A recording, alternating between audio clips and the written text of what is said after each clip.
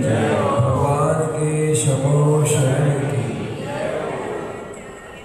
श्री पंडित पूजा जी की वांछना और आज है तिलक सम्यक समाधि की और उस सम्यक समाधि की भावना की पूर्ति के लिए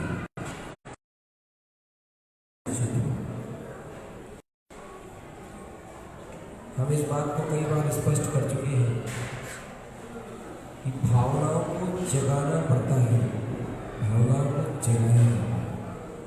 एक बार फिर से बता देते हैं, कल ही हमने बताया था कि पहले भावना जगती है, फिर अनुमोदना होती है, फिर उसके बाद साधना होती है।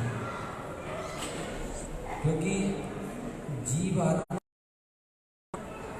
जो भाव दशा होती है, वो भाव दशा जब तक उसकी उफान पे नहीं आती, उस भाव में उफान नहीं आता, तब तक कोई भी कार्य सिद्ध नहीं होता। एक भावना है, जैसे हम लोग पैसे पर विश्वास करते हैं कि पैसे से सब कुछ होता है, वाहन पर विश्वास करते हैं कि वाहन से इस स्थान से दूसरे स्थान पर जाएगा। ऐसे कभी आप भावनाओं पर भी विश्वास करते देखो कि भावनाओं से बहुत बड़ा काम सिद्ध होगा। भौतिक वस्तुओं से हम जिस तरह कार्य की सिद्धि समझते हैं, काम की सिद्धि समझते हैं,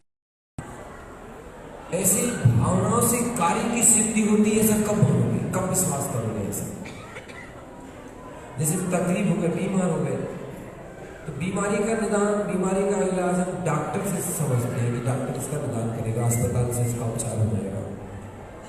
तो कभी कभी ये भी तो विश्वास जगाओ। मैं विश्वास जगाने को कह रहा हूँ कि जो कार्य भावों से होता है, जो कार्य भावों से होता है, वो कार्य किसी दूसरे अन्य पदार्थ से नहीं हो सकता। इस बात पर विश्वास नहीं करता। एक सज्जन हमसे प्रश्न कर रहे थे कि भावों से अगर ये सब कार्य हो सकता है तो फिर बाहर की कोई चीजों की आवश्यकता ही नहीं पड़ेगी। हमने कहा हाँ ऐसा है, ऐसा है, बिल्कुल है, यहाँ नहीं पड़ती आवश्यकता। उन्होंने कहा, पूछा कैसे? तो सुन, अगर कोई जीव आत्मा शुद्ध आत्मा की भावना भाता है, भावना बोलो, सम्यक की भावना भाता है, तो उस भावना के प्रभाव से उस जीव के पात्रता की तैयारी होती है। ध्यान रखना मेरी बात, क्योंकि वो बहुत मूल बात बता रहा हूं। पात्रता की तैयारी होती है, भावना से पात्रता बनती है, साधना नहीं होती। भावना से केवल पात्रता बनती है, और पात्रता बन जाने के बाद फिर साधना होती है। ये सबके अलग अलग क्रम होते हैं। जहां साधना होना चाहिए वहां भावना मत लगाना, और जहां भावना होना चाहिए वहां साधना मत लगाना। भावना से पात्रता बनती है, उसी साधना की। तो वो मेरे से पूछने लगे, वो सज्जन, क्या भावना भाने मात्र से हमारा काम सिद्ध हो जाएगा? अगर हमारे पिताजी ने सम्यक समाधि की भावना करी और मान लो वो बीमार हो गए, तो क्या उनको अस्पताल की जरूरत नहीं पड़ेगी, डॉक्टर की जरूरत नहीं पड़ेगी? मैंने उनसे ये कहा कि भैया ये सब बातें अंदर की है, विश्वास करोगे तो सिद्धि होगी। ये सम्यक समाधि की और सम्यक की भावना से, क्रिया से नहीं, भावना से, क्रिया से नहीं, इस सम्यक समाधि की, शुद्ध आत्मा की, सम्यक की भावना करने से जीव को पात्रता मिलती है। और इस जीव की जो सत्ता में कर्म के उदय पड़े हैं, जो अपने समय पर उदय में आएंगे, उन सारे कर्मों का उत्कर्षण अपकर्षण होता है। और जब वो सारे कर्म इस भावना की पवित्रता के कारण, इस भावना की गहराई के कारण उत्कर्षण जीर्णशील हो जाते हैं, तो उन कर्मों के जीर्णशील हो जाने से जो असाता आने वाली थी शरीर में, जो असाता आने वाली थी शरीर में, वो असाता रद्द हो जाता है। विश्वास है कि नहीं है? जब तक विश्वास गहरा नहीं होता, तब तक भावना भी अंतर की गहराई से पैदा नहीं होती। भावनाओं को जगाने के लिए सबसे पहले विश्वास की जरूरत पड़ती है, और विश्वास अगर कमजोर हो तो भावना हृदय से भाई नहीं जा सकती। तो इनसे कर्म जीर्णशील हो जाता है, हल्का पड़ जाता है, कमजोर पड़ जाता है। अगर वो कर्म का उदय उत्पन्न नहीं होगा तो कोई रोग नहीं होगा, और रोग नहीं होगा तो डॉक्टर की जरूरत ही नहीं पड़ेगी, डॉक्टर की जरूरत नहीं पड़ेगी, अस्पताल की जरूरत नहीं पड़ेगी, पैसे खर्च करने से बच जाएंगे। एक प्रकार से ये सम्यक समाधि का आयोजन किया ना, तो ये समझ लो लाखों रुपए का फायदा किया। आज तो बिल्कुल स्पष्ट हिंदी में बोल रहा हूं। कैसे फायदा किया? वैसे फायदा किया क्योंकि आज आप देख रहे हैं और मैं भी देख रहा हूं, कोई अछूता नहीं है। अगर आप गलत बोल रहा हूं तो आप ना बोल देना, और सही बोल रहा हूं तो हाँ बोल देना। इस बात से कोई भी अछूता नहीं है कि जो जाने के पहले लाखों रुपए खर्च ना करवा रहा हूं। बोलो सही है कि नहीं? बोलते नहीं, भगवान कैसे दूसरे बैठे हो। अच्छा, चेहरे में प्रसन्नता रख के बैठा करो। सही बात है कि नहीं? कोई भी व्यक्ति, 2-4-10 व्यक्ति ऐसे मिलते हैं जो जाने के पहले पंजी भी खर्च नहीं करवाते, वैसे चले जाते। परफेक्ट बोला कि नहीं? हाँ बोलो ना। अगर आप सम्यक समाधि की भावना करते हैं, आज अध्यात्म से थोड़ा नीचे आके बोल रहा हूं, अगर इस भावना को करते हैं तो एक प्रकार से आप अपने जीवन को सुरक्षित करते हैं। और जिन लोगों को हमारे कारण परेशानी होगी, हमारे कारण जिनको यातना झेलनी पड़ेगी, वो पराधीनता से हम बच सकते हैं। और उस पराधीनता से भी बच सकते हैं, वो छेदन भेदन से भी हम बच सकते हैं। और अंत समय में होने वाला अनावश्यक जो जबरदस्ती मजबूरी, जो तुम्हें प्राणों से प्यारा 11वां प्राण, वो भी खर्च होने से बच सकता है। आप बताओ क्या विचार? पंडित जी लिख के दोगे, गारंटी है, लिख के ले लो, गारंटी से लिख के ले लो, जो कहो सो करने को तैयार। ये ऐसी चीज है। जब बुढ़ापा आता है तो बुढ़ापा तो खुद वैसे ही बीमारी का घर है। बुढ़ापा स्वयं एक बीमारी, पराधीनता हो जाती है, बहुओं की, बिटियों की, बेटों की। शरीर शिथिल हो जाता, हाथ पैर चलते नहीं है, इच्छाएं बहुत रहती है मन में, ये कर ले, वो कर ले, ऐसा कर ले, वैसा कर ले, बहुत इच्छाएं रहती है, हो नहीं पाता है, शिथिल होने लगता है शरीर। अब ऐसे में क्या करें? ऐसे में क्या करें? ऐसी स्थिति में क्या करें? कुछ नहीं, पराधीन बने रहते हैं। और फिर अगर बीमार और हो जाए और अस्पताल में डल जाए, लाखों रुपए वहाँ खर्च हो, तो बेचारे बहू बेटा तो करते हैं, मगर मन ही मन उनको लगता तो है कि हमारे भी बहू बेटे, हमारे भी बच्चे हैं, हम अगर इनमें सब लुटा देंगे तो हम लोग। देखो भाई, थोड़ी सी जरूरी बात हो रही है, एक प्रकार से मीटिंग चल रही है सब। आज की चर्चा मीटिंग है, मीटिंग। ये थोड़ा सा मीटिंग करके अपने आप को प्रस्तावित करना, अपने आप को ये बात पास करनी है कि हम वास्तव में ऐसा चाहते हैं, ऐसा अपने आप के लिए सोचते हैं कि यार हमारे साथ भी ऐसा हो या हमारे साथ ऐसा घटे। कोई नहीं चाहता, मगर इस तरह की भावना को भाना भी नहीं चाहता। भावना भाने को कह रहे, दान करने को नहीं कह रहे, भगवान हमारी बेटी खाली करने को नहीं कह रहे, कभी बेटी पे कलश रखने को नहीं कह रहे, शेखर पे कलश रखने को नहीं कह रहे, भावना भाने को कह रहे। याद रखना, पैसा खर्च करना सरल है, भावना भाना बहुत कठिन है, क्योंकि उसको कुछ नहीं लगता, उसमें तो और मान मिलता है, सम्मान मिलता है, 4 लोगों के बीच में इज्जत मिलती है। तो वो तो आदमी अपने शौक से करता है। भावना अलग चीज है। और धर्म भावनाओं से होता है, क्रियाओं से नहीं होता। इस बात का ध्यान रखो।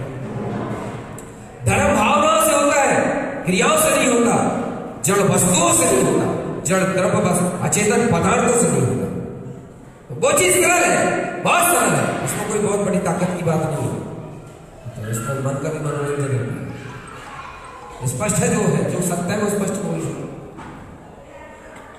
भावना बहुत बड़ी ताकत का नाम है, और भावना उत्पन्न होती है आत्मा की गहराई से। श्रीमद जी धारण करण स्वामी जी महाराज ने इसीलिए सबसे पहले भाव पूजा की प्रधानता दी। क्यों दी है भाव पूजा की प्रधानता? कभी विचार किया इस पर? थोड़ा गंभीरता से विचार करो। उन्होंने चढ़ाने के लिए कहा, भावों का अर्घ चढ़ाने के लिए कहा है, भावों का द्रव्य चढ़ाने के लिए कहा है। भाव जैसा अर्घ, भाव जैसा द्रव्य दुनिया में नहीं, तीनों लोकों में सबसे ज्यादा कीमती है।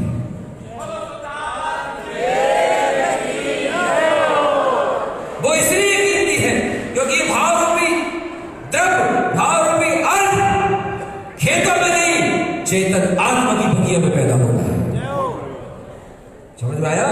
अरे मिट्टी से जो चीज पैदा हो, मिट्टी से जो चीज पैदा हो वो एक दिन मिट्टी में मिल जाएगी, और चेतन आत्मा से जो चीज पैदा हो वो परमात्मा में मिल जाएगी।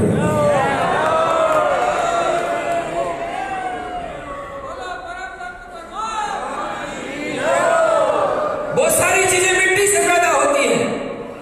ये भगवान के लिए समर्पित करते हैं, वो भगवान भी नहीं और वो वस्तु भी सही नहीं, मगर ये भाव मिट्टी से नहीं निकलता है भाई। ओ मेरे प्यारे सुन तो ले, ये भाव मिट्टी से नहीं निकलता, ये भाव चेतन बगिया से निकलता है। एक बार तो मुस्कुरा के अपनी चेतन आत्म राम की जय बोलने प्यारे। अरे कुछ नहीं है रे, कल्याण कोई बहुत बड़ी चीज नहीं है, कल्याण कोई बहुत बड़ी चीज नहीं है, मुक्ति का सुख भी कोई बहुत बड़ी चीज नहीं है, निर्वाण भी कोई बहुत बड़ी चीज नहीं है।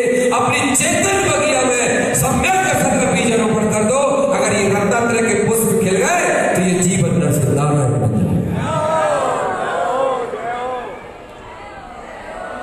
ये धर्म पराधीनता का धर्म नहीं है, ये स्वतंत्र स्वाधीनता का धर्म है। यहाँ रत्नात्रय के पुष्प, यहाँ स्वानुभूति के पुष्प, ये ज्ञानानंद स्वभाव की अनुभूति के पुष्प अपने हीरे में खिलते हैं।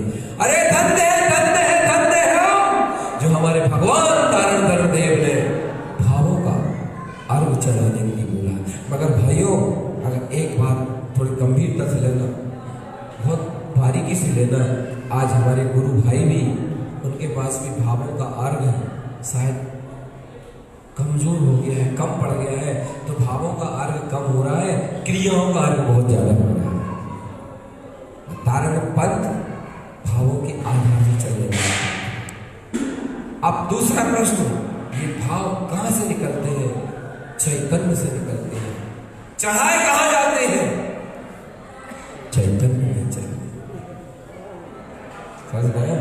ये भाव चैतन्य की बगिया से निकलते हैं, और ये भाव चेतन की बगिया से निकल के चिदानंद चिद स्वरूप में चढ़ाए जाते हैं। और चेतन सिद्ध स्वरूप में जब इनको समर्पित कर दिया जाता है तो अपम च अपतारम, समझ आया?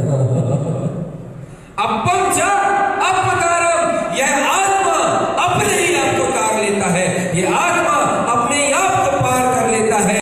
इस आत्मा को तारने वाला कोई दूसरा मसीहा नहीं, इस आत्मा को तारने वाला इसका स्वयं का विशुद्ध परिणाम है।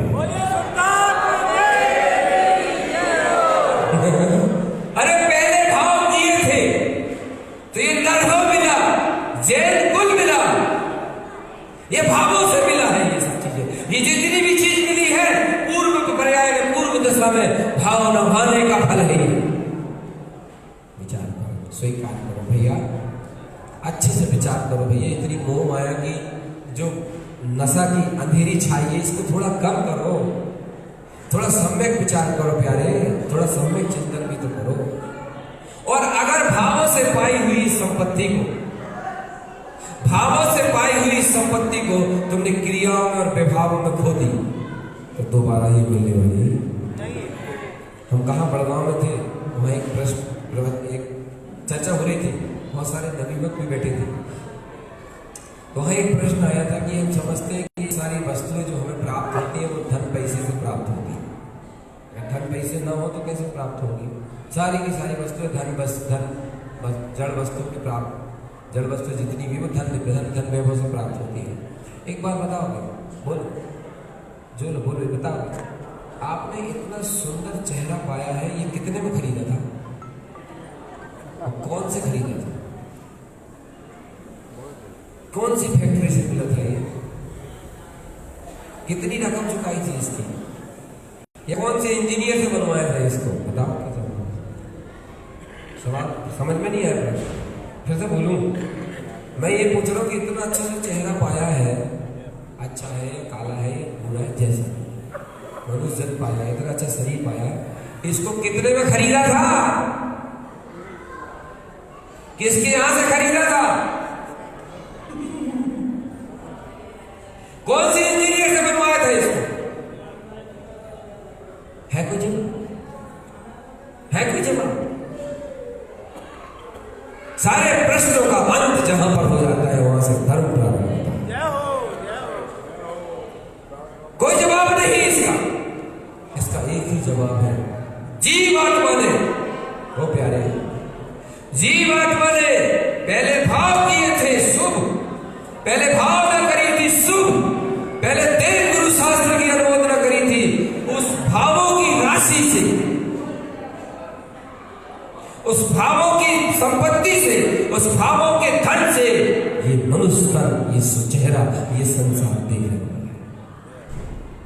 ये घर मिला। तो सबसे बड़ी राशि कौन सी है? बोलो ना, जोर से बोलो। डॉक्टर के पास मरीज पहुंचता है,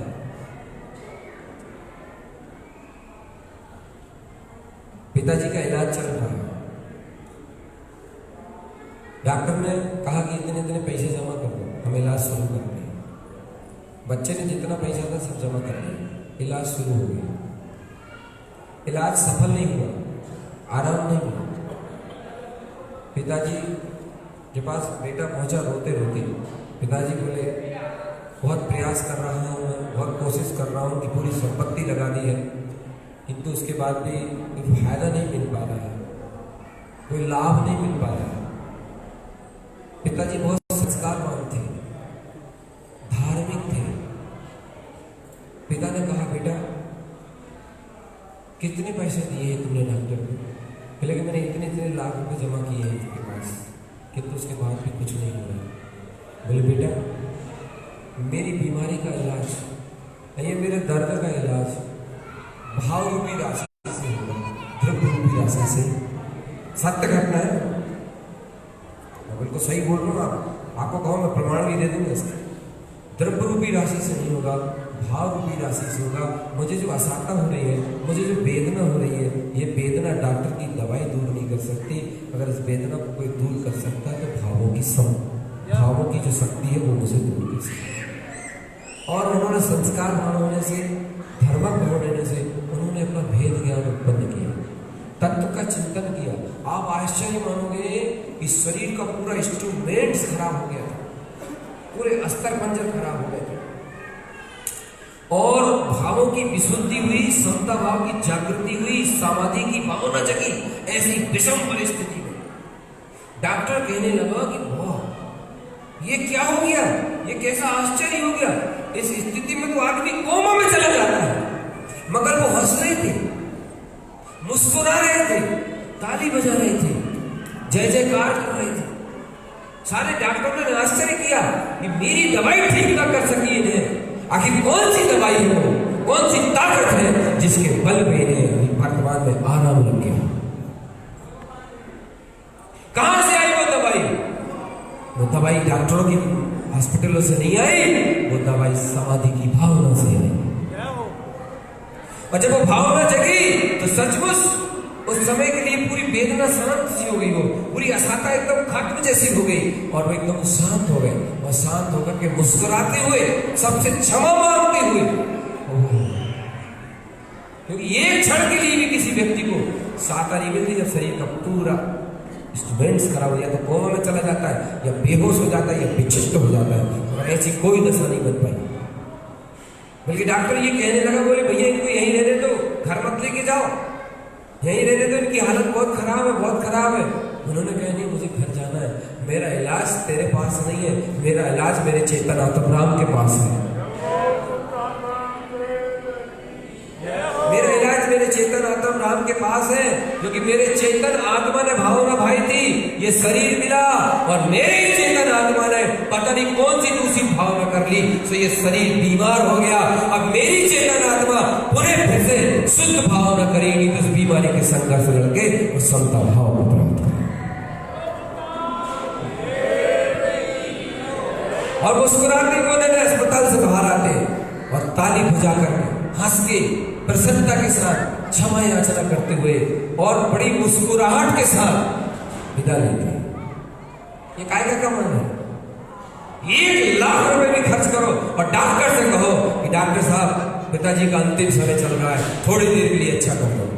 माता जी का अंतिम समय चल रहा है, थोड़ी देर के लिए अच्छा कर दो। ये हमसे बोल ले, हम इनसे बोल ले, ये मुस्कुरा ले, हम मुस्कुरा ले, हम इन्हें कुछ सुना ले, जी हमें कुछ सुना दे। अरे पूरी जिंदगी भर का पैसा भी दे दो तो ठीक नहीं कर। हिंदू भावना, तत्व की भावना, सम्यक की भावना, समाधि की भावना में ऐसी शक्ति है, ऐसी ताकत है, ऐसी एनर्जी है कि इस भावना को जो जीव अंतर की गहराइयों से उत्पन्न करता है, उस जीव आत्मा की वर्तमान में भी विशुद्धि होती है और उसकी अंतिम यात्रा सुखद होती है। समझ में आ रहा है कि नहीं आ रहा है?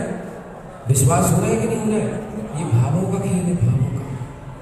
मगर आजकल का जीव, आज का जीवात्मा, अगर धर्म की कोई बात आती है, धर्म के क्षेत्र में कोई बात आती है कि ये ऐसा धर्म करना है, तो क्रिया करके, थोड़ी बहुत दान दक्षिणा करके और एक तीसरी कर लेता है, और वो क्रिया वो दान दक्षिणा भी मान सम्मान के पीछे होती है। यही धर्म है, यही भावना सिखाती है। थोड़ा विचार करो मेरे भाइयों, धर्म अगर भावनाओं से विहीन हो, धर्म का कार्य भावनाओं से हीन हो, वो धर्म नहीं, कर्म है। क्रिया में नहीं, भावना में है। बड़गांव गए थे, देखो सुनाया, बड़गांव में बहुत सारे जीव आए और आनंद लेने लगे। ऐसी चर्चा हो रही थी आपस में, चर्चा होते होते ऐसी भावों की बात चल रही थी, भावों का भक्ति, भावों का उत्साह, भावों की महिमा बड़ी गजब की होती है, बड़ा आनंद आता है, बड़ा उत्साह आता है। ये जिनवाणी की प्रतीक्षा भी भावों से तो की जाती है, क्रिया से नहीं की जाती। ये जिनवाणी की वंदना भी भावों से की जाती है, ये जिनवाणी की आराधना भी भावों से की जाती है। इतना उत्साह दिखाता है आदमी बाहर की क्रियाओं में, इतना उत्साह दिखाता है, इतना उत्साह दिखाता है। अगर एक नियम बन जाए कि 2 लोग एक साथ नहीं करेंगे, एक ही करेंगे, समझ गए मैं क्या कह रहा हूँ? नहीं समझे? नहीं समझे? धागा सुनते हो? हाँ, उसमें नियम बन जाए कि महिलाएं महिलाएं अलग, पुरुष पुरुष अलग, तो आने रहे हैं। इसका मतलब भावनाओं का रस कम आता है, मन का रस। तो मन का रस संसार का कारण है, मन की काल्पनिक अनुभूति कर्म बंध का कारण है, मन के द्वारा होने वाला मनोरंजन का वेदन भाव भ्रमण का कारण है। और शुद्ध आत्मा के आश्रय से, तत्व के आश्रय से, तत्व को मुख्य करके, धर्म को मुख्य करके, सम्यक शुद्धात्मा की लक्ष्य को मुख्य करके और समाधि की सम्यक की भावना होने से कर्मों का क्षय होकर के जिनको वर्तमान में सम्यक की प्राप्ति, मुक्ति का मार्ग प्राप्त है। विश्वास बोलो, है विश्वास? अरे जोर से बोलो। कल अमर भैया हमसे कह रहे थे, बोले आप लोग समाधि पाठ की भावना नहीं कराई। अब क्यों बोले ऐसे? और 2-4 जी बोले समाधि पाठ की भावना नहीं कराई। तो मतलब यहाँ भावना बनती है और जैसे हम उस भावना को सुनते हैं तो हमारा हृदय एकदम गदगद हो जाता है, द्रवित हो जाता है, आंखों से आंसू गिरने लगते हैं। कल ऐसे ऐसे चेहरे हमने देखे जो कभी मंदिर में या धर्म मार्ग में दिखाई नहीं देते थे, मगर जब उन चेहरों को देखा तो वहां से आंसू की धार बह रही थी और अंतरात्मा कह रही थी कि भैया सकते हैं। अपनी आत्मा के कार्य, अपनी आत्मा के द्वारा कुछ होता है तो केवल भाव होता है।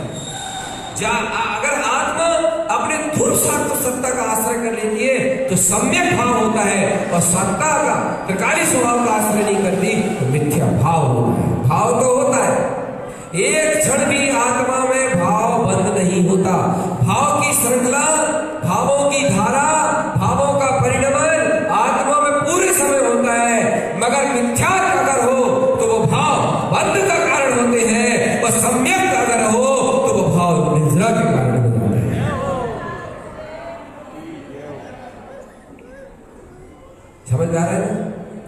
समाधि की भावना। अब ऐसा लग रहा है कि समाधि की भावना करेंगे तो हम बहुत सारी तकलीफों से और बहुत सारी समस्याओं से बच जाएंगे। अभी पहले ये बताओ ये बात सही है कि नहीं? और अगर मुंह से मत बोलो, आत्मा से पहले बताओ, करंट लग रही कि हाँ ऐसा हो सकता है। अगर कोई प्रश्न हो इससे संबंधित तो वो भी रख सकते हो। ये पंडित जी अगर ऐसा है तो बहुत सारे जीव ऐसे जो समाधि की भावना कर चुके हैं या कर रहे हैं, बीमार तो वो भी है। आप पूछ सकते हो, पूछने में कोई ऐतराज नहीं। उसका ये रूपक रहता है कि जो जिन जीवों को ये भावना जागृत होती है, बहुत तीव्रतम कर्म का उदय होता है, तो ही उनके साथ ऐसा चलता है। और नहीं तो उस तीव्रतम कर्म को देखो भी वो अपनी भाव शक्ति से, समाधि की निर्बल परिणति से उसको भी नष्ट कर दिया। एक उदाहरण आता है, आपने सुना? दो भाई सगे भाई और दो सगे भाइयों के, एक थोड़ी सामान्य चर्चा कर रहा हूँ क्योंकि सारे लोग बैठे हैं। दो सगे भाई थे और दोनों सगे भाई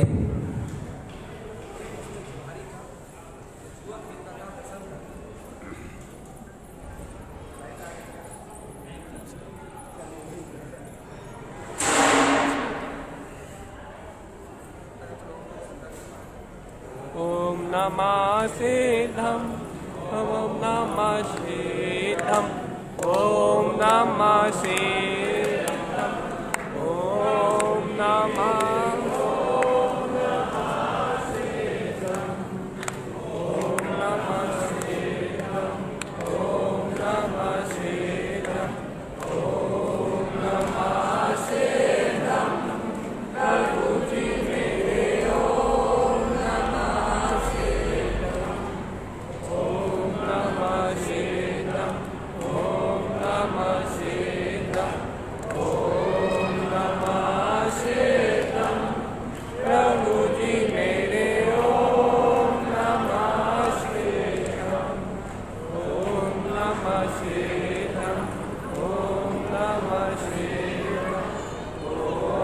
नमः सिद्धम शुद्धतम मेरे ओम नमः सिद्धम।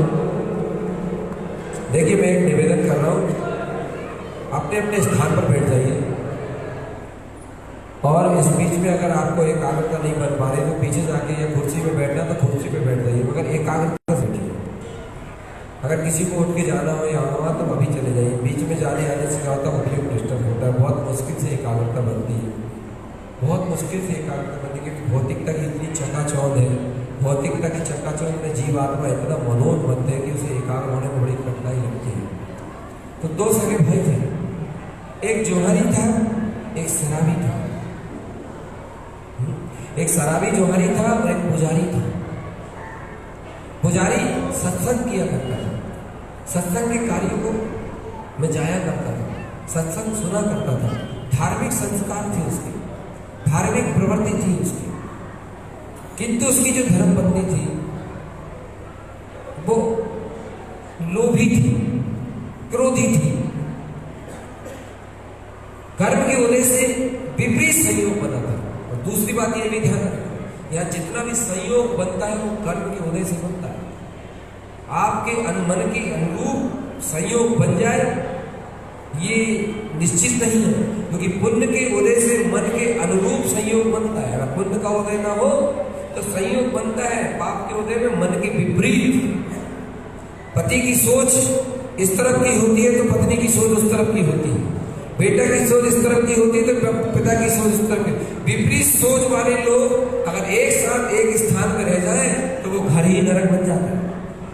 अपोजिट सोच, क्योंकि जैसे गिलास, एक गिलास के अंदर दूसरे गिलास को तो आराम से रखा जा सकता है, किंतु एक गिलास के अंदर कोई दूसरे पात्र को जो गिलास के आकार का ना हो उसको रखना संभव नहीं है। ऐसे एक विचार दूसरे विचार में तभी एक जैसे बैठते हैं, तभी एक जैसे फिक्स होते हैं जब दोनों व्यक्तियों का तीव्र पुण्य का उदय हो।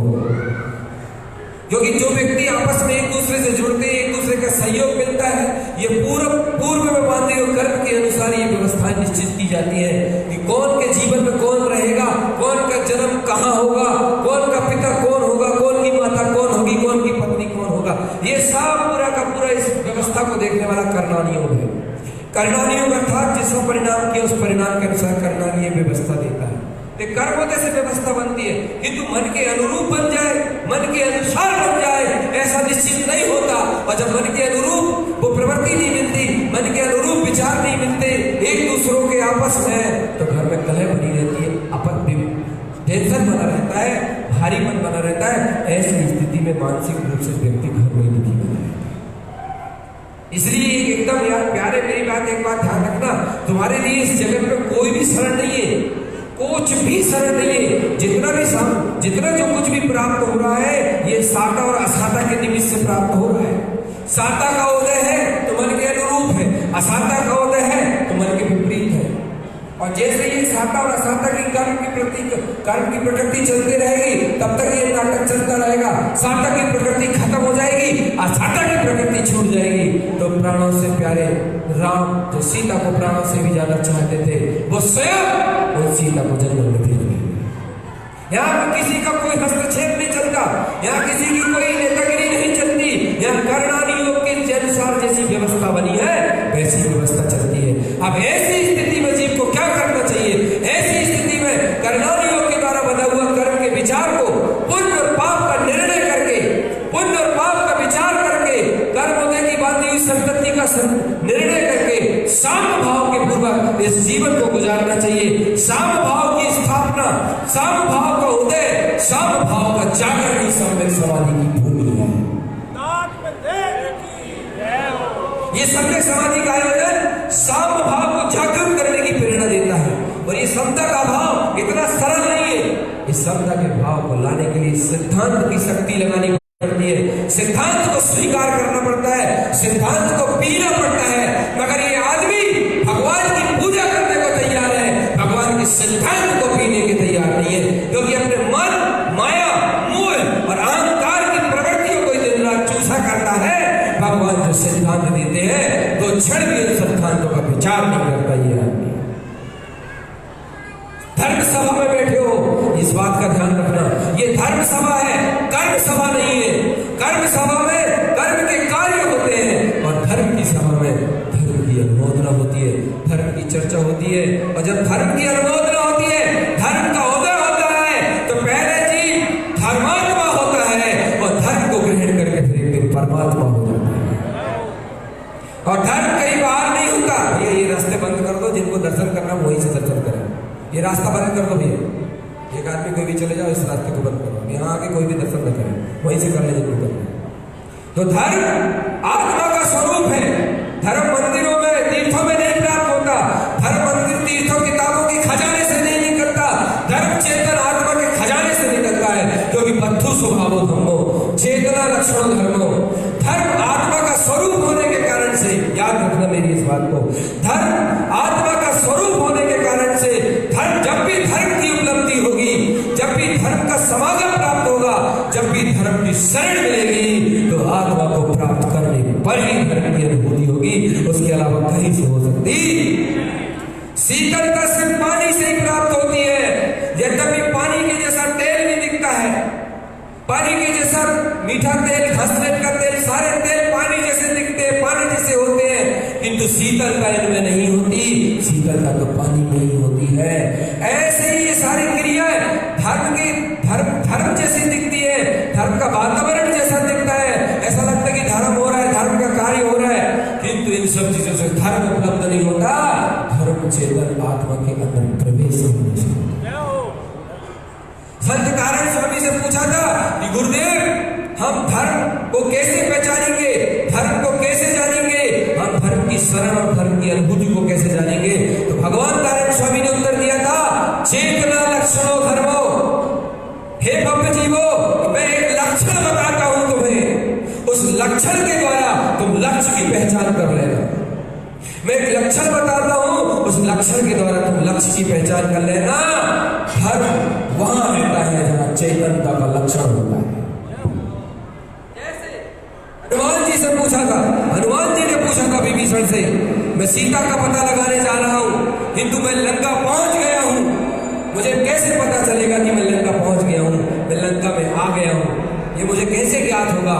तो विभीषण ने कहा था हनुमान से, हनुमान एक लक्षण मैं बताता हूं तुम्हें, वह लक्षण तुम्हें जहां दिखाई दे वहीं तुम खड़े हो जाना और समझ लेना कि यही सीता की, यही रावण की लंका और यही सीता है। बोले कौन सा लक्षण है? बोले एक ही लक्षण है, सूर्योदय होने के बाद भी जहां पर मनुष्य उठते नहीं है सो करके, सूर्योदय होने के बाद भी जहां पर मनुष्यों का जागरण नहीं होता, समझ लेना वो राक्षसों की नगरी है और उसी राक्षसों की नगरी में सीता है।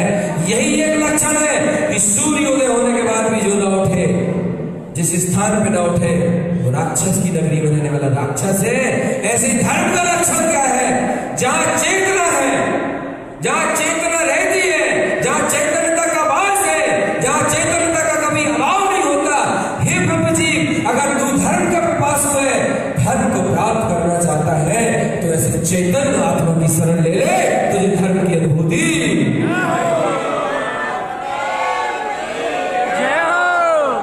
चेतना लक्षण धर्म का अर्थ होता है चेतनता ही जिसका लक्षण है वहां धर्म है, अचेतनता जहां पर है वहां धर्म।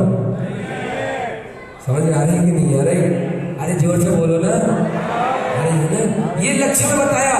तो ये सम्यक समाधि का आयोजन समता भाव की ओर भेजने की प्रेरणा देता है, क्योंकि वर्तमान सम्यक समाधि का मतलब ये नहीं है कि मरते समय अच्छे नमोकार मंत्र पढ़ते हुए चले जाएंगे, गुरु महाराज का नाम लेते हुए चले जाएंगे, बस हमारा काम सिद्ध हो जाएगा। अरे अंतिम समय मात्र के मरण के मत से प्रयोजन नहीं रखता ये आयोजन। सम्यक था सच्ची समाधि, सा मतलब शुद्धात्मा, मां शुद्ध आत्मा में समाधि होना, शुद्ध आत्मा में सिमट जाना, शुद्ध आत्मा में धीरे धीरे करके एकाकार होते जाना, इसका नाम सम्यक समाधि है। मन से, वचन से, काया से, विचारों से, परिणामों से, संस्कारों से, दैनिक जीवन में इन समस्त अवस्थाओं से अपनी पात्रता और शक्ति के अनुसार इनसे हटते जाना। सुन रहे हो कि नहीं? इन कर्मजनित वैचारिक प्रवृत्तियों से अपनी पात्रता के अनुसार इनसे सने सने हटते जाना, इनसे सने सने खिसकते जाना और अपने चैतन्य में चिपके रहना,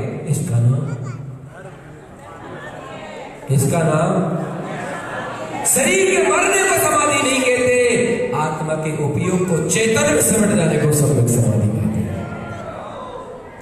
हैं। समझने के लिए और आयु का अंत होगा, देह का अंत होगा, तो देह का अंत समाधि नहीं है।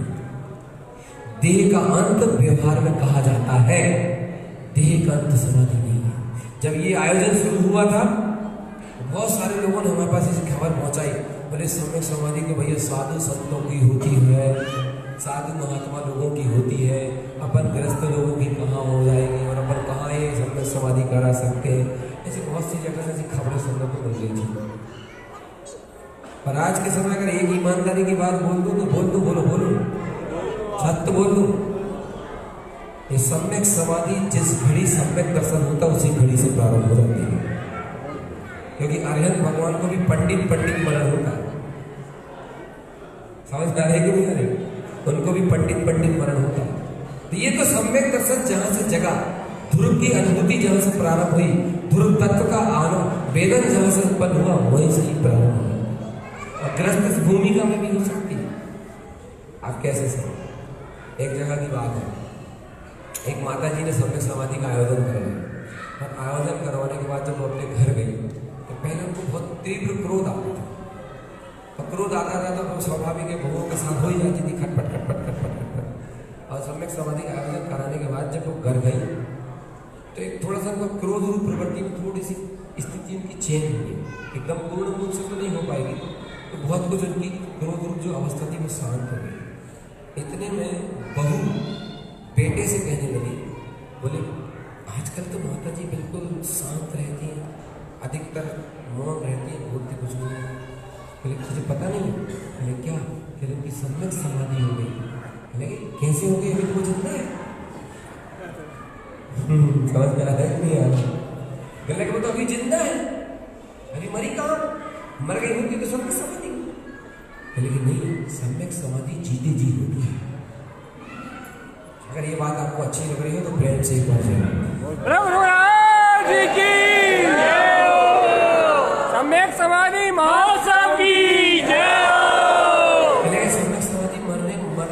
मरने की स्थिति नाम नहीं है। बोले जीते जी होती है। बोले मतलब समझाओ। बोले मतलब सीधा सीधा है, मतलब सीधा सीधा है, मतलब सीधा सीधा है। उपयोग ने, दृष्टि ने, रुचि ने अपने ध्रुव को चुन लिया। रुचि ने, दृष्टि ने अपने शाश्वत स्व समय शुद्धात्मा को चुन लिया और अपने शाश्वत स्व समय शुद्धात्मा को चुनकर उसी में रहने का संकल्प ले लिया। तो जैसे उपयोग ने, रुचि ने, दृष्टि ने अपने ध्रुव को चुन करके ध्रुव की शरण में रहने का संकल्प लिया, उसी दिन से कर्मों का मरण हो गया। समझ में नहीं है? कर्मों का मरण हो गया। ये कर्म कैसे है देखो हम बताते हैं। एक फैक्ट्री है आपकी, बहुत बड़ी फैक्ट्री है और उसमें बहुत सारे मजदूर काम करते हैं। एक उदाहरण से समझाने, और यहाँ कोई दूसरा काम नहीं है आपकी फैक्ट्री के अलावा, वही काम है एक बस। अगर वो फैक्ट्री आप बंद कर दें, वो फैक्ट्री आप बंद करवा दें तो क्या हो जाएगा? सारे जो मजदूर हैं भूखे रह जाएंगे, उनको भोजन नहीं मिलेगा, एक दिन वो चले भी जाएंगे। ऐसी उपयोग रूपी फैक्ट्री जिसमें चेतन आत्मा की ऊर्जा जाती है, उस उपयोग रूपी फैक्ट्री को बंद करके 2 घड़ी चेतन आत्मा की शरण ले लो। ये क्रोध, मान, माया लोग जितने मजदूर हैं ये सब मृत्यु को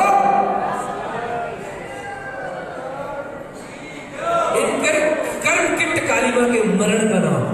इनको मरण, इनका मरण होना चाहिए। ये मर जाते हैं।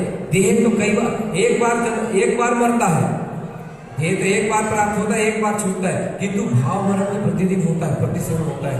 इस भाव रूप प्रवृत्ति का मरण हो जाने से इसको समाधि मरण कहते हैं। आप पूछ रहे हैं तो 2 भाइयों का क्या हुआ? वो 2 भाई हैं आपस में, एक धर्मात्मा एक कर्मात्मा, एक की पत्नी धर्मात्मा, दूसरे की पत्नी कर्मात्मा। क्योंकि जितना ये सहयोग मिलता है ना, बड़ा विपरीत मिलता है। इस बात को ध्यान रखना।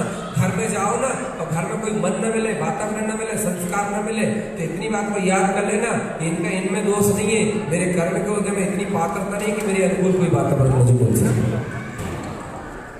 कोई बात नहीं, कोई बात, शांति रखें। कैसे हो गया? कुछ नहीं, कुछ नहीं। चलो अच्छा मिलकर देखिए, सावधान सावधान मिलकर देखिए। हाँ तो क्या बोल रहे थे? जब भी आप अपने पारिवारिक जीवन में जियो तो आप अपने आप को बांधा मत किया करें, अपने आप को खेद खिन्न मत किया करें। देखो मैं सत्य बोल रहा हूँ, खेद खिन्न मत किया करें। आप ऐसा सोचा करें, आप ऐसा सोचते देखो हमारा जन्म हुआ बेटा है, हमारा लाल हमने पैदा किया है, इतना सब कुछ किया, देखो हमसे जवाब देते, हमसे यह सब बोलता है, हमारी भावना नहीं समझता, हमारे विचारों को नहीं समझता। भैया तुम्हारे विचारों को, तुम्हारे भावनाओं को, तुम्हारे पुण्य के होने के बगैर कोई जान समझ ही नहीं सकता।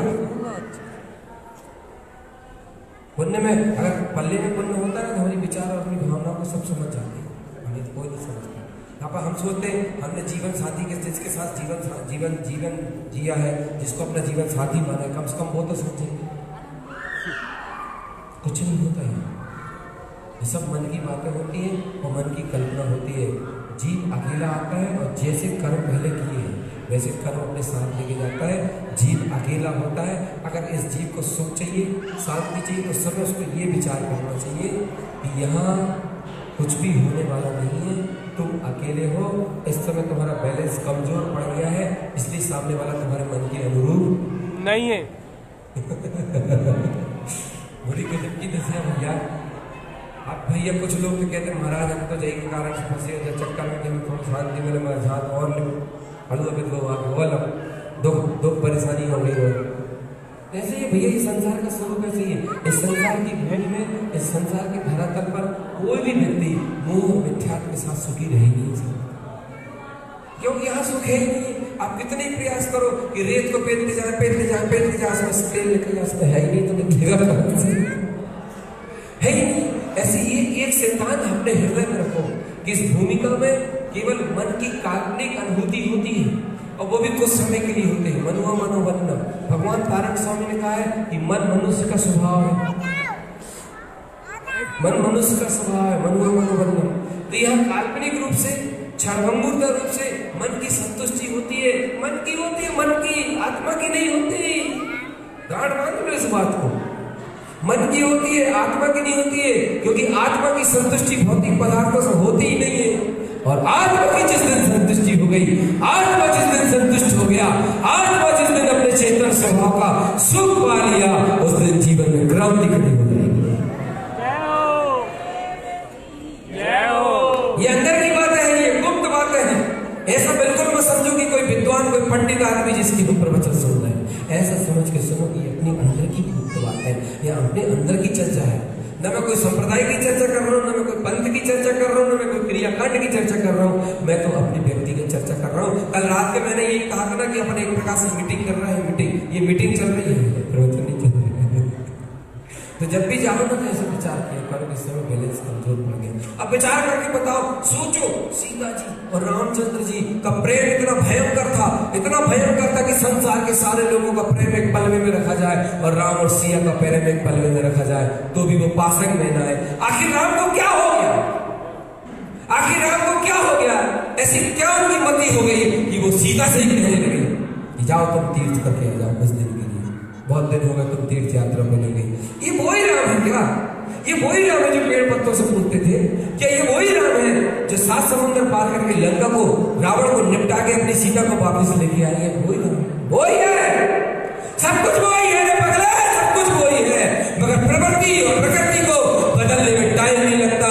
जिस समय, जिस घड़ी कर्म की प्रकृति बदलती है, उसी समय वातावरण बदल जाता है, उसी समय माहौल बदल जाता है। और कर्म की प्रकृति किसी व्यक्ति के हाथ में नहीं होती। कोई जीव आत्मा किसी की प्रकृति को बदल नहीं सकता और कर्म का जैसा निश्चित है उसे टाल नहीं सकता। मानोगे कि नहीं? दोनों हाथ उठा के बताओ, ये बात बिल्कुल सत्य है। दोनों हाथ उठा के बताओ, जो नहीं उठाएंगे मैं ये समझूंगा वो यहाँ है ही नहीं। अगर ये बात हमारी आत्मा में बैठ जाए, ये सिद्धांत हमारी आत्मा में बैठ जाए, ये बात अगर हमारे हृदय में घर कर जाए तो हमारा घर ही मंदिर हो जाएगा।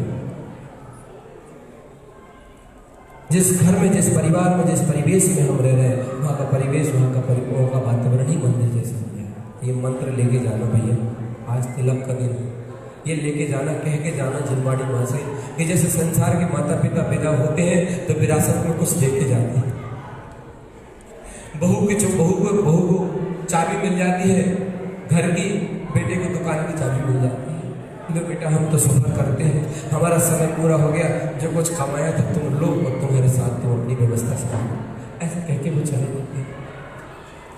ऐसी जनवाड़ी माँ की भी तो विदाई है, सबूत हो के नहीं तो व्यवहार निभाने आया, सही बोली परीक्षा कर रहे हैं आपकी। मेरी तरफ देखो इधर, अशोक भैया का व्यवहार निभाने आए हो भैया। अशोक भैया ने लेटर दिया था, फोन लगाया था, चिट्ठी दी थी, बुलाया था, हम समाज के लोग हैं, जाना जरूरी नहीं, जाएंगे तो क्या होगा।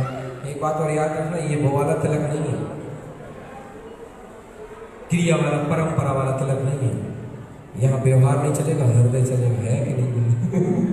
हाँ तो बोल दो, कोई कुछ ले तो रहे हैं, क्या प्रेम से इतना भी नहीं बोल सकते भगवान है? यहाँ वो वाला व्यवहार नहीं, हृदय चलेगा। आज विदाई है, विदा होने के 3 दिन से ये वांछना चल रही है। अशोक भैया ने जिनवाणी को विराजमान किया था, बड़ी भावना थी भैया उनकी। और सही बताऊं, उनकी अपनी खुद की बहुत तीव्र भावना थी। उनने अपनी भावना से आयोजन भी किया और अपने परिवार वालों को भी तैयार किया, और वो भी तैयार होकर उनकी अनुमोदना कर गए। वाणी जी खिल गई, जिनवाणी की वांछना हो गई, सब लोगों ने जिनवाणी सुन ली। उनको क्या मिलेगा? अभी वो इनका बेटा अंशु, हाँ अंशु का क्या नाम, छोटे का वंशु भैया मिले ऊपर, बोले भैया आयोजन तो बहुत अच्छा लग रहा है, मगर आयोजक जो है कोई लाभ नहीं ले पा रहा। उसने ऐसा बोला। मैंने उससे कहा बेटा कैसा आयोजन? हाँ, जब आयोजन करता है उस समय वो तो व्यवस्थाओं में लगा रहता है, मगर एक बात और ध्यान रखो मेरे भाई, जितने जीव यहाँ 3 दिन तक आते हैं, जिनका हृदय, तन, मन, हृदय भीग जाता है और अंदर से भगवान की जय जयकार होती है, परिणति भीग जाती है, अश्रुपूरित होकर के निज आत्मा की अनुमोदना करती है, तो इन सब जीवों की सद्भावना मिलती है।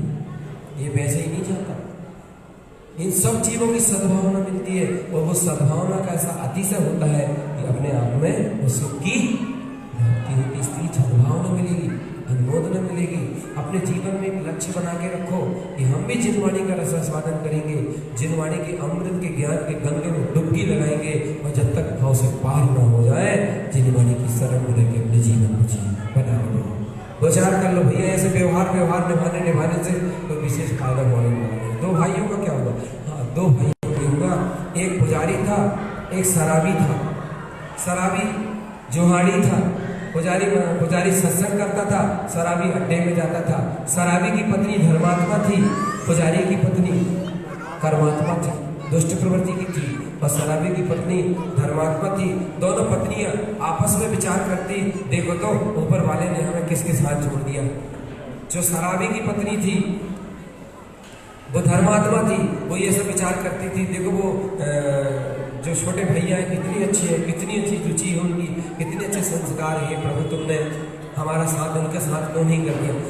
शराबी की जो धर्मात्मा की पत्नी थी वो इतनी दुष्ट प्रवृत्ति थी कि वो ये सोचती थी, वो देखो कितना घूमने जाते हैं, इधर उधर घूमते हैं, ऐसी ऐसी चीज खरीदते खाते पीते, हमको उनके साथ होते तो कितना अच्छा। विपरीत विचार, विपरीत सोच, और आपकी सोच और आपके विचार से सहयोग बदल नहीं सकता, इसका ध्यान रखना। कितने ही सोच लो, कितने विचार कर लो और कितने मंत्रणा कर लो, जो व्यवस्था व्यवस्थित कर दी गई है उस व्यवस्था में कोई चेंज हो सकता नहीं है। विश्व की व्यवस्था अटल है, उस व्यवस्था को बदल सकता। दोनों विचार करती। और एक बात पता है, आदमी जितना कार्य नहीं कर पाता उससे ज्यादा विचार करता है। कार्य तो कभी कभी होता है मगर विचार तो पूरे समय करते रहता है, विचारों में डूबा रहता है, विचारों की धारा में बहता रहता है। पाप तो एक बार करता है मगर पाप की अनुमोदना हर बार करता है, हर बार पापों की अनुमोदना करते रहता है। पापों की अनुमोदना करके पापों का स्वीकार करके जीवन को अधोपतन में ले जाता है। इसलिए हमारे जीवन में जितने पाप नहीं होते उतने पापों की अनुमोदना होती है। हमारे जीवन में जितने कार्य नहीं होते उतना उन कार्यों को लेकर विकल्प और विचार होते रहता है। और दुख कार्यों के घटने से नहीं होता, दुख वेदना विचारों की प्रवृत्ति, विकल्पों की प्रवृत्ति के कारण से होता है। दोनों का जीवन गुजरता गया, समय निकलता गया, दोनों भाई अपने जीवन के पड़ाव की ओर बढ़ते गए। एक दिन की बात है, शराबी शराब पी करके वापिस लौट रहा था। शराब के नशे में जुआ खेल के लौट रहा था, जुआ खेलता था, जुआ खेल के शराब पी के यानी ताश वगैरह खेल के लौट रहा था, पैसे वगैरह जीत के लौट रहा था। लौटते समय रास्ते में उसे एक मोहरों की थैली मिली और वो मोहरों की थैली में हाथ में उठाकर खुशी के मारे, प्रसन्नता के मारे अपनी जो पत्नी थी धर्मात्मा उसके पास गया। तो धर्मात्मा पत्नी के पास जब वो मोहरों की थैली लेके गया तो वो पत्नी कहती है उस शराबी व्यक्ति से, ये भगवान ये कैसी लीला है, कुछ बोल प्रभु, तेरा खेल समझ में नहीं आया, ये कैसी माया है, कैसा खेल है तेरा कि जो आदमी पाप कर रहा है, विषय कर रहा है, द्वंद कर रहा है, उसको तुम मोहरों की थैली दे रहे हो। हे भगवान, इससे अच्छे तो वो धर्मात्मा को मिलती, इसको नहीं मिलती। वो ऐसे विचार करते।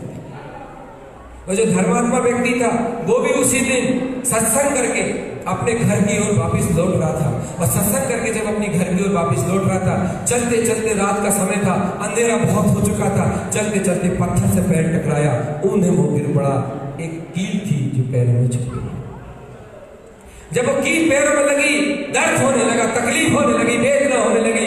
वो पति अपनी पत्नी के पास आकर के वो पत्नी से कहता है कि मुझे बहुत वेदना हो रही है, मुझे बहुत तकलीफ हो रही है, मुझे थोड़ी राहत चाहिए, शांति चाहिए, मेरे लिए 1-2 गिलास पानी ले आओ, मुझे प्यास भी बहुत लग रही है। तो जो दुष्ट प्रवृत्ति की पत्नी थी वो कहती है, ये देख लो तुम्हारे धर्म का फल, ये देख लो तुम्हारे धर्मात्मा पने का फल।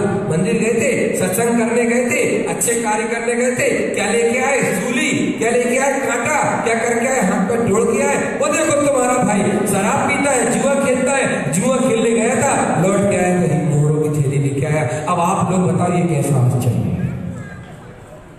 है। बोलो ना भगवान। अधिकतर लोगों की शंका यहीं पर डाउट हो जाती है और यहाँ पर आकर के हर आदमी धर्म के मार्ग को छोड़ देता है और धर्म की आस्था को खत्म कर देता है। दोनों परिवारों में खलबली हो गई, दोनों परिवारों में थोड़ी टेंशन बन गई। जो धर्मात्मा पत्नी थी वो भी ये विचार करती है कि हे प्रभु, इस बात का निवारण हो, इस बात का समाधान हो। मैं ये नहीं कहती प्रभु कि मुझे कुछ प्राप्त हो जाए, किंतु इस बात का समाधान तो। दोनों पति और दोनों पत्नी ने विचार किया। जो शराबी था वो तो हिला रहा था, अहंकार में अकड़ रहा था, और जो दुष्ट प्रवृत्ति की महिला थी वो भी हिला रही थी और अपने अहंकार में कर रही थी। बेचारी ये दोनों धर्मात्मा दब रहे थे। अधिकतर ऐसा होता है, किसी धर्मज्ञ जीव के ऊपर कोई कर्म का उदय होता है तो बेचारा भूल नहीं पाता, चुपचाप अपनी बातों को अपने अंदर से यही तो लक्षण है उसके धर्मात्मा बने, यही तो लक्षण है उसके अंतर की विशेषता। दोनों एक अनायास एक अवधि ज्ञानी मुनिराज का समागम प्राप्त हुआ और अवधि ज्ञानी मुनिराज के सानिध्य में ये दोनों परिवार पहुंचते हैं और दोनों परिवार बैठ करके पूछते हैं, हे भगवान ये कैसा आश्चर्य है जिसको जो जुहारी है, शराबी है, उसको मोहरें मिलती है, जो धर्मात्मा है उसे काटा करता है, ये क्या हो गया प्रभु? साधु भगवान कहते हैं, देवी धैर्य रखो, आश्चर्य नहीं कर, ये तो संसार का स्वरूप है। बड़ी विचित्र दशा है भैया, बड़ी विचित्र दशा। आप थोड़ा विचार करो, जिनके जन्म लेने के बाद देवता भी रत्न बरसाते हैं, जिनके जन्म लेने पर देवता भी रत्नों की वृष्टि करते हैं, ऐसे जन्म लेने वाले तीर्थंकर 6 माह तक बिना घी की रोटी नहीं खा पाते,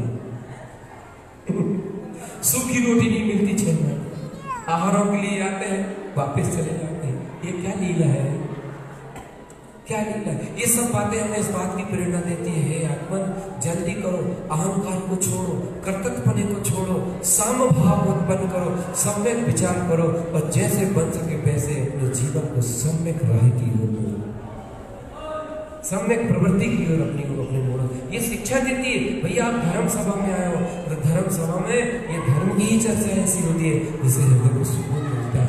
ये कैसी लीला है, ये कैसा विचार परिणाम है भैया, समझ गए भैया? हाँ तो बोल दो प्यारे, आज तिलक का धन तुमसे कुछ नहीं मांगेंगे, 3 दिन से लगातार हम बोल रहे हैं और आप सुन रहे हैं, बदले में हमें कुछ नहीं चाहिए, कुछ भी नहीं चाहिए, बस एक बार हृदय से कह दो, अंतर से कह दो कि बात बिल्कुल सत्य है और प्रार्थना है भगवान से, गुरुदेव से कि ये जीवन में उतर जाए, आज नहीं तो कल उतरेगी, मगर मैं आपकी शरण हूँ। इसके अलावा कोई अभिप्राय नहीं है। इसी उद्देश्य को रखकर, इसी अभिप्राय को रखकर ये जगह जगह ये शुद्धात्मा धर्म की आयोजना करवाते हैं, सम्यक सामाजिक आयोजन करवाते हैं। बदले में कोई अपेक्षा नहीं कि हमारा यश बढ़ जाए, हमारा सम्मान बढ़ जाए, हमारा मान बढ़ जाए, हमारी पूछ परख बढ़ जाए, नहीं, हमारी ऐसी कोई अपेक्षा नहीं। हम तो उन लोगों में से हैं भैया कि अगर आप कहोगे हमारे साथ बैठो, नीचे झाड़ू लगाओ, तो हम उसमें भी तैयार हो जाएंगे, मगर हमारी एक शर्त ये रहेगी कि जो भगवान ने परोसा है वो तुम पी लो तो हम मुस्कुरा देंगे।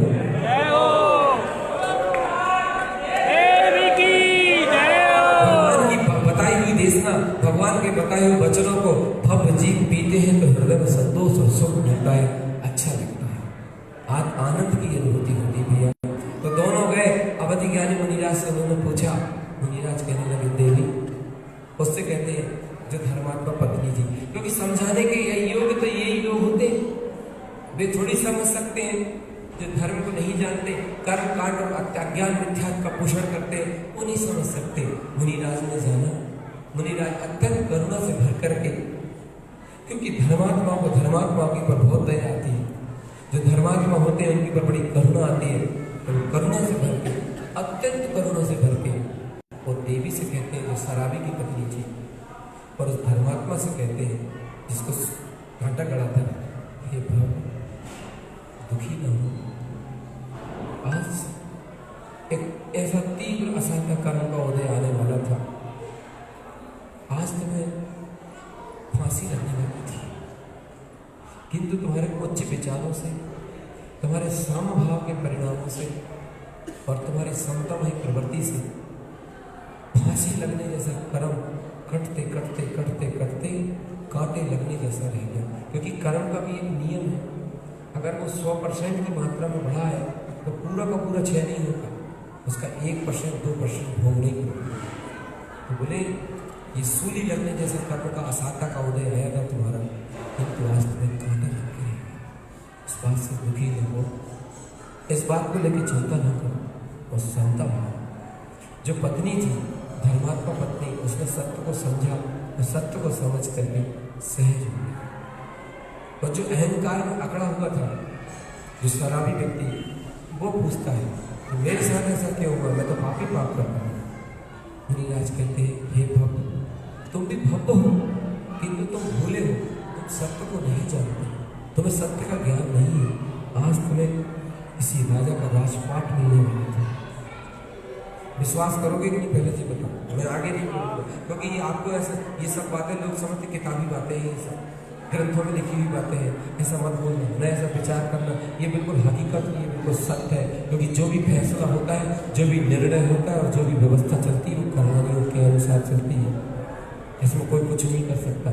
एक लकड़ी बेचने वाला आदमी लकड़ी का गट्ठा लेके निकलता है, बेचारा 10 या 20 रुपए कमा पाता है। एक सेठ आदमी गद्दी पे बैठे बैठे एक जरा सा फोन लगाता है, हेलो गोल्ड क्या रेट है, ये रेट है, और बैठे बैठे लाखों रुपए कमा लेता है। ये काय की लीला है, ये काय की व्यवस्था है। तो हमें इन सब बातों से क्या मिल रहा है? हमें इन सब बातों से तिलक के दिन साम भाव में रहने की प्रेरणा मिल रही है। यहाँ से हम जितने बने, हम जानते हैं कि एकदम से पूर्ण रूप से ये व्यक्ति ऐसा नहीं हो पाएगा, मगर धीरे धीरे तो हो सकता है। जो इस प्रवृत्ति से गुजर रहे हैं, जो ऐसे साम भाव के रास्ते से गुजर रहे हैं, जिन्होंने ऐसा आध्यात्मिक जीवन जिया, उनकी अनुमोदना तो कर सकते हैं। एक बार तो बोलो मेरे भाइयों, एक बार तो दिल से बोलो यार भाई, हृदय से तो बोल। मैं तुम्हारे चेहरे को देख करके, तुम्हारे भाव को देख के संतुष्ट हो जाऊंगा। मुझे लगेगा कि हाँ भाई सत्य है, अनुमोदना है। तो अनुमोदना तो कर सकते हैं ना, सद्भावना तो कर सकते हैं ना। तो जिसे सूली लगी थी उसे आज राजा का राजपाट मिलना था। दोनों बातों में विचार करके साम भाव को अपनाना। तो आज के तिलक के दिन की सबसे बड़ी प्रेरणा है कि जितना जीवन शेष रह गया है, कोशिश करना। एकदम से सक्सेस नहीं हो पाओगे, मैं ये बात समझ रहा हूँ, क्योंकि ये इतनी बड़ी शक्ति नहीं है। और मैं जो बोल रहा हूँ कि मुझ में भी इतनी पात्रता नहीं कि इसको कैसे करूँ, कोशिश तो, और कोशिश में सफलता ना हो तो अनुमोदना करना कि जो इस पथ को अपना चुके हैं, जो इस पथ पर निकल गए हैं, जिन्होंने सम्यक समाधि को ग्रहण कर लिया है, जो शब्द भाव का जीवन अपना गए हैं, उन्हें 9 कोटि से हृदय से कृत कार्य मेरी बोल तो दो, मेरी अंतःकरण से ऐसे महापुरुषों की अनुमोदना है, अनुमोदना है, मेरे ऐसे महापुरुषों की अनुमोदना है। ये वाला आज की चर्चा का मुख्य सूत्र लेके जाना। और दूसरा सूत्र इस चर्चा से ये लेके जाना कि जो भी संग मिला है, जो भी सहयोग मिला है, वो पूर्व के कर्म के उदय से मिला। कर्म का उदय जैसा रहेगा वैसी व्यवस्था बनेगी। सामने वाला अनुकूल है या प्रतिकूल है, ये मत देखना। हमेशा अपने कर्म पर विचार करके साम भाव में रहने की कोशिश करना। एक तीसरी बात और कहनी थी आपसे, अगर आपके परिवार का व्यक्ति, मेरे लिए समझाने के लिए मैं इस बात को स्पष्ट कर रहा हूँ, सम्यक समाधि का प्रसंग चल रहा है इस कारण से। अगर अपने परिवार को कोई व्यक्ति जिसकी तबीयत बहुत ज्यादा खराब है, डॉक्टरों ने हाथ उठा दिए कि भाई बहुत मुश्किल है इनको ठीक होना, तो कोशिश आप ये करिए, अगर ठीक होने की स्थिति नहीं दिख रही है, आराम लगना बहुत असंभव लग रहा है, तो जोर जबरदस्ती करके उस अस्पताल में मत रखिए।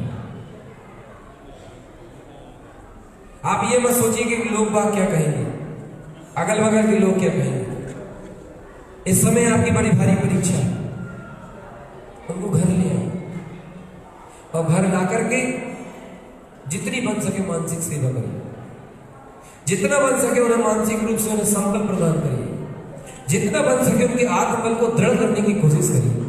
क्योंकि अब दवा काम नहीं करेगी, अब भावना काम करेगी, भावना की शक्ति काम करेगी।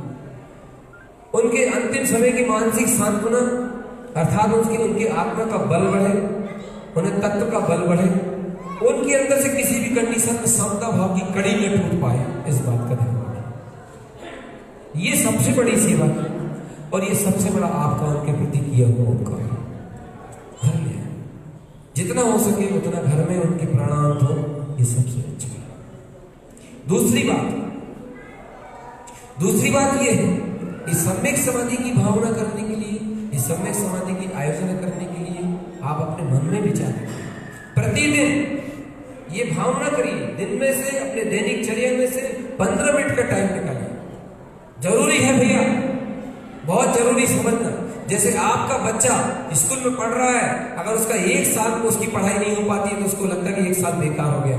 जैसे आपको अपने बच्चे का भविष्य दिखता है,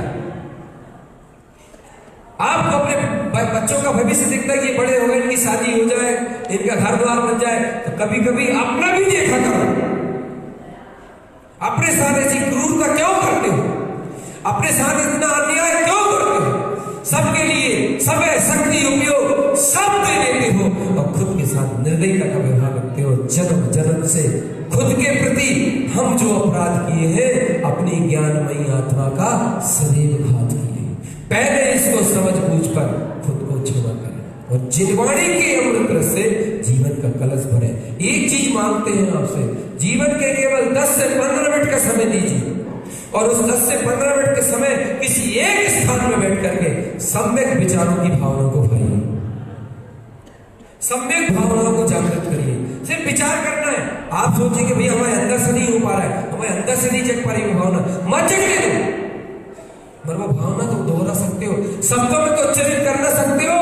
तुम्हारे साथ तुम्हारे साथ तुम्हारे साथ तुम्हारे काम में केवल यही चीज आएगी, इसके अलावा कोई चीज तुम्हारे काम नहीं आएगी। इस बात का भली भांति ज्ञान करके रखना। जितना समभाव का विचार होता है, जितनी समभाव की स्थिति जगती है, जितना तत्व का निर्णय होता है, जितना आत्मा के फल और आत्म तत्व की पुष्टि होती है, जीवन में उतने सुकून मिलता है। इसलिए थोड़ी देर के लिए सबके प्रति का समय कम करके खुद के लिए समय दीजिए। हम जबलपुर में थे, जबलपुर में हमसे प्रवचनों के द्वारा बहुत लोग प्रसन्न हो गए और कहने लगे पंडित जी हम आपको कुछ देना चाहते हैं, आप हमसे लोगे क्या? हम आपको कुछ देना चाहते हैं, क्या आप हमसे लोगे क्या? हमने उनसे कहा कि भैया हमें लेने की तो बहुत इच्छा है मगर आप दे नहीं पाओगे। ऐसे आज बासुदा वालों से भी कह रहे हैं, जो बाहर से उनसे भी कह रहे हैं हमें लेने की तो बहुत इच्छा है मगर तुम दे नहीं पाओगे। बोले पंडित जी कह के तो देखो, जो कहोगे सो हम दे देंगे, क्योंकि वहाँ दान करने में थोड़ी ज़्यादा रुचि है। जितना चाहो उतना दान करो, वैसे दान करने वाले जी बैठे। कहले कहो तो आप किस चीज़ का दान करना है, किस चीज़ का दान करना है, किस चीज़ को देना है, किस चीज़ का दान करना है। तो मैंने उनसे कहा कि मुझे एक दान करवाना है और मुझे वो दान चाहिए, तुम दे दोगे? बोले कहने लगे पंडित जी बोल के देखो, कह के देखो, हम दे देंगे। हमने उनसे कहा हमें न धन का दान चाहिए न तन का दान चाहिए, जीवन में से 15 मिनट के समय का दान चाहिए। बोलो दोगे?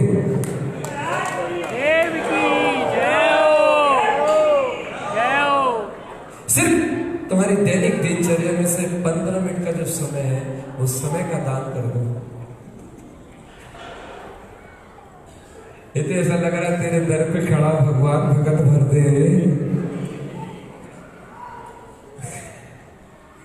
हे भगवान, जिनेन्द्र प्रभु कह रहे हैं हमसे, ये भगवान ये गुरुदेव हमसे कह रहे हैं कि थोड़ा सा समय दो। तुम गुरु से पूछा किसी ने कि तुम्हें थोड़ा सा समय हम देंगे, तुम्हें थोड़ा सा समय देंगे, गुरुदेव तुम हमें क्या दोगे? बोले तुम थोड़ा सा बाहर का समय दो, मैं तुम्हें समय में मिला के समय सार बना दूंगा। सब कुछ है इस काली खोपड़ी के आदमी के पास, समय नहीं है। समझ में आ रही है? सब कुछ है इस काली खोपड़ी वाले आदमी के पास, समय नहीं है। और जिसके पास समय है उसके पास समय सार है, और जिसके पास समय है वो अपने स्वयं समय में मिलकर दुनिया का सबसे बड़ा समय है। तो दोगे? हाँ तो आप बोलो ठीक है पंडित जी करेंगे। अभी कहाँ थे? बड़गांव में थे, कहाँ? खुरई में थे। हाँ खुरई में जी तौला वाले भैया, क्या नाम है?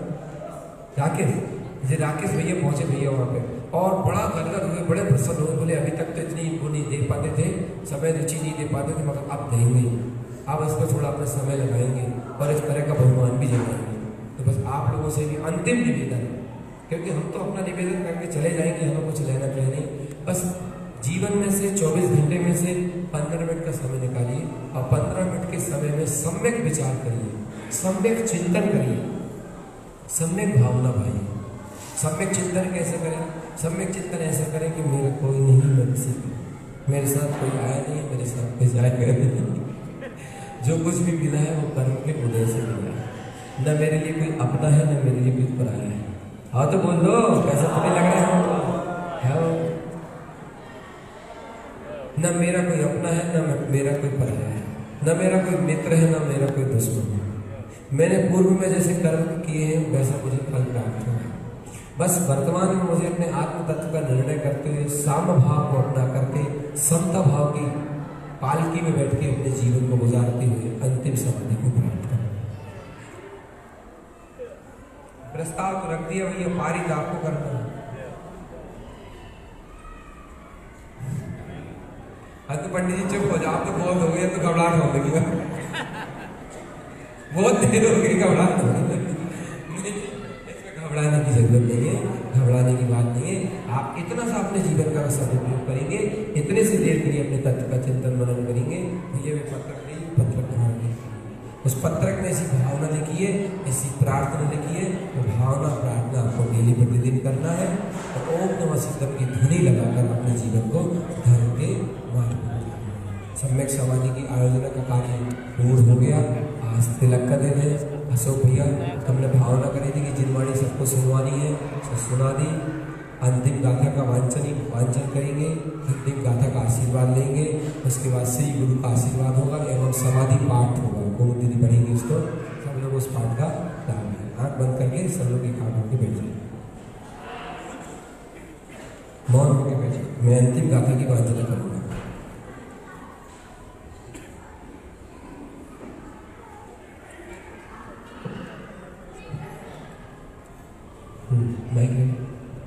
शुरू की दो रखी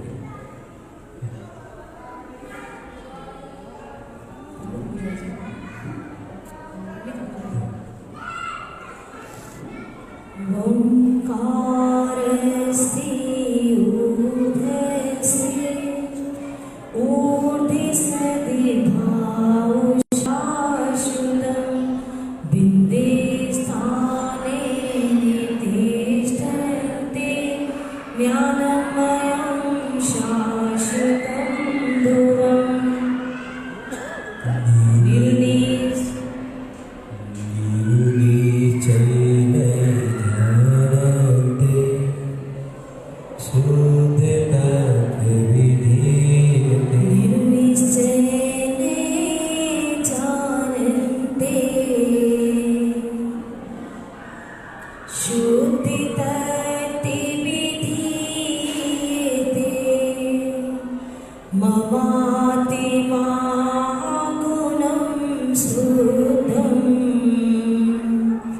नमस्कारं शाश्वतं ध्रुवम्। चलते चलते आचार्य प्रवर श्रीमद तारक भगवान पंडित पूजा जी ग्रंथ के माध्यम से समस्त भव्य जीवों के लिए एक ही संदेश और एक ही आज्ञा दे रहे हैं। हे भव्य जीवों,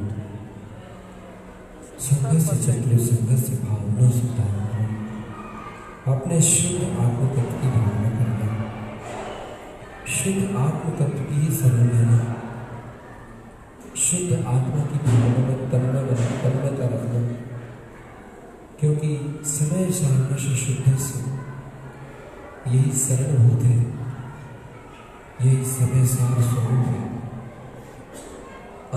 अंतिम वाचना है, ऐसे भाव करके सुनो जैसे गुरु महाराज तारक देव अंतिम आशीर्वाद के स्वरूप, अंतिम उपदेश, अंतिम वाचना कह रहे हैं। मैं नहीं बोल रहा हूँ, गुरु महाराज की गाथा बोल रही है। आंखें बंद रख के सिर झुका करके इन चीज़ों को स्मरण करना है। यही समय सार स्वरूप और यही शुद्ध आत्मा सत्य है। जिन उत्तम साधन हो, ऐसा श्री जिनेन्द्र भगवान ने कहा है। इसलिए हे भव्य जीवो, हे भव्य आत्मा, हे भव्य जीवो, हे भव्य आत्मा, अपने ध्रुव शाश्वत स्वभाव की साधना करना, अपने ध्रुव शाश्वत सत्ता की श्रद्धा बना के रखना, अपने ध्रुव शाश्वत सत्ता की अनुभूति प्रकट करना। इसी से ये मानव जीवन सफल होगा, इसी से ये मानव शरीर जो प्राप्त हुआ है ये सफल होगा और आगे चल के सिद्धि और मुक्ति की प्राप्ति होगी। सार्धम च सत्य तत्वानं निर्विकाया पदार्थम चैतन्य शुद्धम उत्तंति क्रियम। 6 द्रव्यों में, 7 तत्वों में, 9 पदार्थों में, पंचास्तिकाय में, इन सब में केवल एक शुद्ध चैतन्य तत्व ही निश्चय है, एक शुद्ध चेतन तत्व ही सत्य है। 6 द्रव्यों को पढ़ो, चाहे 7 तत्वों को पढ़ो, चाहे 9 पदार्थों को, चाहे पंचास्तिका को, जो लगे सो देखो, मगर इन सब में प्रयोजन हो इस निश्चय सत्य शुद्ध ध्रुव, अपना जो शुद्ध स्वरूप है, ध्रुव स्वभाव है, वही सत्य है। उत्तम दिख ऐसा केवल भगवान ने कहा, ऐसा केवल ज्ञानी भगवान की वाणी में आया, केवल ज्ञानी भगवान के उद्देश्य में आया कि वही केवल मिथ्या त्यक्त तृतीय पुण्यानम तृतीय। हे भव्य आत्मा, 3 प्रकार के मिथ्या का त्याग करके कुज्ञान का भी त्याग करना, 3 प्रकार की कुज्ञान का त्याग करना, शुद्ध भाव शुद्ध संयम चाहिए। गुरु बाबा के अगर बेटे हो, तारण तरण स्वामी के शिष्य हो, तारण तरण स्वामी के अगर लाल हो, लाल, तो पुत्र बन के सुनना, बेटा बन के सुनना। जैसे अंतिम समय में माता पिता बच्चे से कुछ कहते तो पुत्र वैसे बन के सुनता है। शुद्ध भाव शुद्ध संयम चल। हे प्रभु, अपने शुद्ध स्वरूप के ही भाव बना के रखना, शुद्ध स्वभाव को ही निरंतर साधते रहना, शुद्ध संयम चल। अपना स्व समय शुद्धात्मा ही सब रहेगा और अपने स्व समय शुद्धात्मा के आश्रय से शुद्ध भाव होंगे। साधुम भव्य लोकियम। गुरुदेव जा रहे हैं, गुरुदेव की ये वाणी का समापन हो रहा है और अंत में विदा होते होते गुरुदेव अंत में हमसे कुछ कह रहे हैं। साधम, तुम इसकी साधना करना। भव्य लोकियम, हे भव्य जीवो, इसी की साधना आराधना करके सिद्धि मुक्ति प्राप्त हो। अंतिम मिथ्या त्यक्त एतत् सम्यक्त पूजस्य। भगवान तारण स्वामी कह रहे हैं, मैंने पंडित पूजा जी ग्रंथ में सम्यक पूजा को कहा है। यह पूजा सम्यक को देने वाली है, सम्यक दृष्टि के अंतःकरण की पूजा है। एतत् सम्यक्त पूजस्य। पूजा पूज समाचरित। हे भव्यात्माओं, पूजा का अर्थ है स्वयं पूज्य पद को प्राप्त कर लेना, पूज्य के समान आचरण हो जाना, यही पूजा का अर्थ है। तो जितने भी पूजा पाठ करने वाले जीव हैं, इस बात को अच्छे से सुन ले। पूजा पूज्य समाचरे, पूज्य के समान आचरण ही पूजा कहलाती है और पूज्य के विपरीत आचरण पूजा नहीं कहलाती। अपने आप को पूज्य बना लेना, पतित से पावन हो जाना, यही पूजा कहलाती है। मुक्ति श्रियम पथम शुद्धम, यही उठ मुक्ति श्री का शुद्ध पंथ है। व्यवहार निश्चय शाश्वत। और ये मुक्ति श्री का शुद्ध पंथ व्यवहार से और निश्चय से शाश्वत है।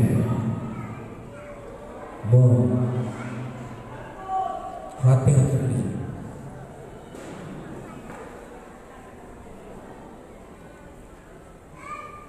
बिल्कुल खाली हो जाइए, एकदम शांत हो जाइए।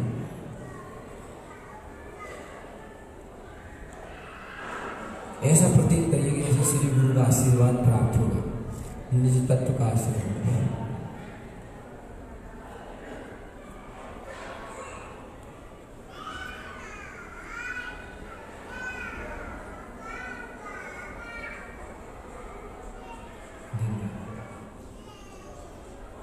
दिन रात मेरे स्वामी,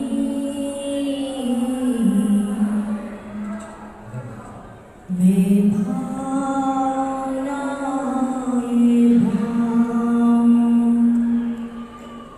देहांत के समय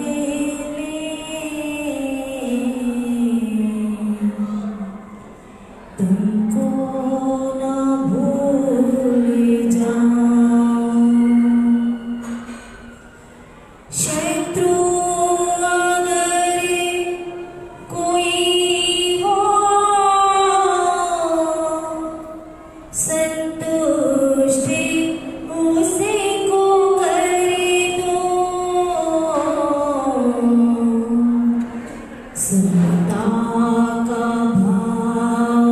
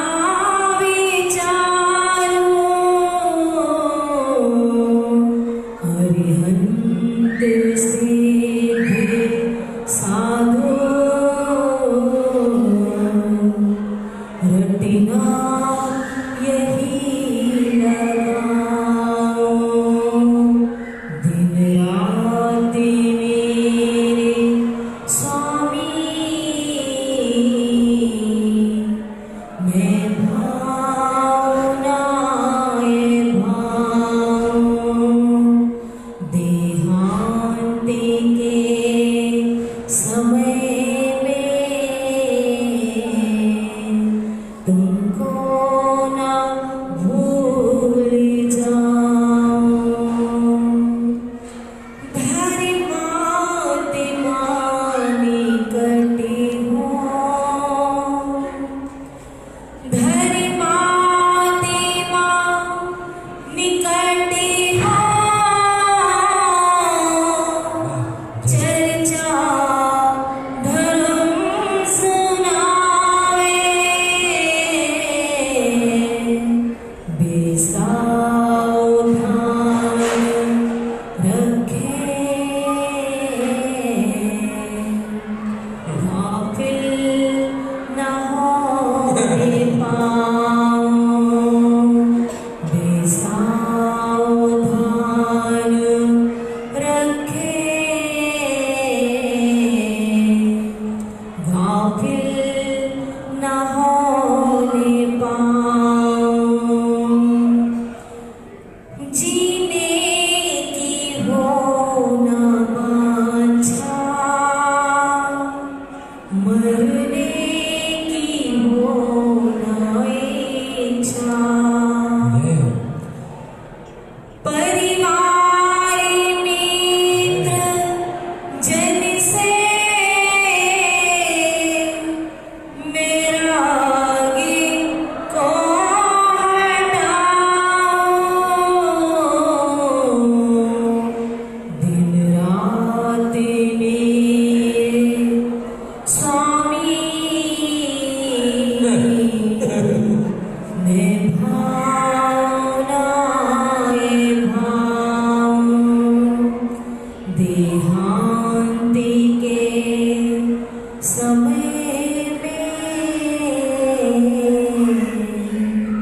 तुमको न भूल जाऊं। मेरे स्वामी मैं भावनाए भाऊं। देहांती के समय में तुमको न भूल जाऊं। भोगे जो भोग पहले, उनका न होवे सुमिरन। मेरा जी संपदाया पद इंद्र का न जाऊं। दिन रात मेरे स्वामी मैं भावनाए भाऊं। देहांती के समय में तुमको न आगे बढ़ रखिए, सावधान मौन रहिए सब लोग। समाधि पाठ चल रहा है और इस समय अगर आपने हृदय से भावना भाई हृदय से प्रार्थना करी तो ये आपको बहुत काम आएगी। इस बात का ध्यान रखिए, ये बहुत काम की चीज है भैया। अगर ये चीज आत्मसात हो गई और अंदर से उत्पन्न हो गई तो जैसे समझ लेना कि जीवन में क्रांति आ जाएगी। हमारा बहुत बड़ा फायदा होगा, बहुत बड़ा फायदा। अंदर से भी सुखी रहेंगे हम लोग, बाहर से भी सुखी रहेंगे। अच्छी ये काम करते हैं। मौन रहिए, हाथ बंद रखिए।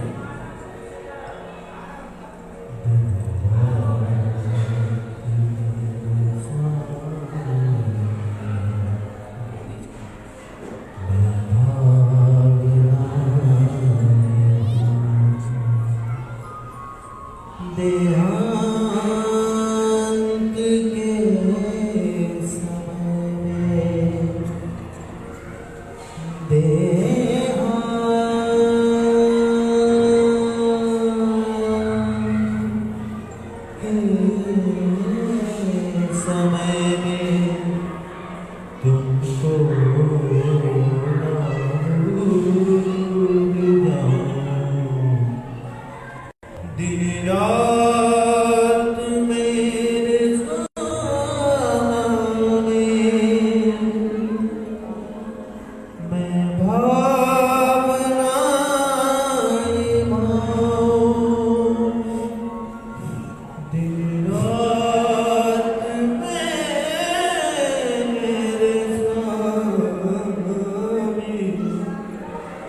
मैं भावना भाव होरे तीना त्रे अपाल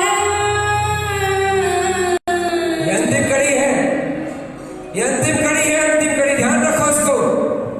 इस कड़ी में कहा गया है कि हो रत्नात्रय का पालन और अंत में समाधि, अर्थात रत्नात्रय का पालन करो, डॉक्टर की आज्ञा नहीं, छेदन भेदन नहीं, वेंटिलेटर नहीं, अस्पताल नहीं, बल्कि अंतिम समय मेरा रत्नात्रय का पालन करते हुए गुजरे। किसी अस्पताल में नहीं, एक्सीडेंट में नहीं, भूमरण से नहीं, तो अंतिम पड़ाव मेरा है जीवन का, उस समय मैं रत्नात्रय का पालन करूं, समता भाव में रह करके सबसे क्षमा मांग के और मुस्कुराते हुए आत्मस्वरूप की अनुभूति करते हुए वह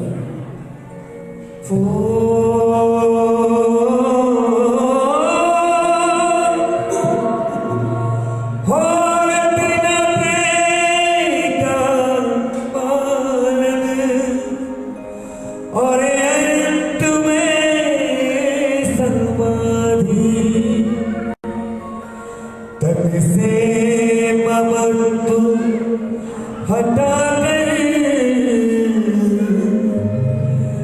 तब यही मैं छोड़ जाऊं,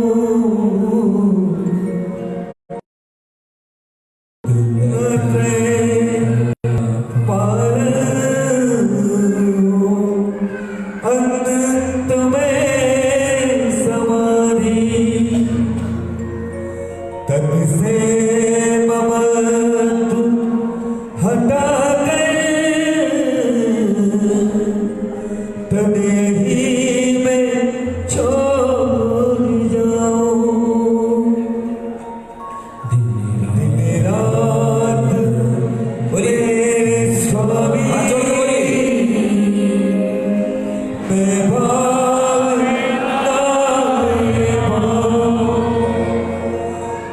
देहांत के समय अच्छे से बोलिए सब लोग। तुमको ना भूल पाऊं, दिन रात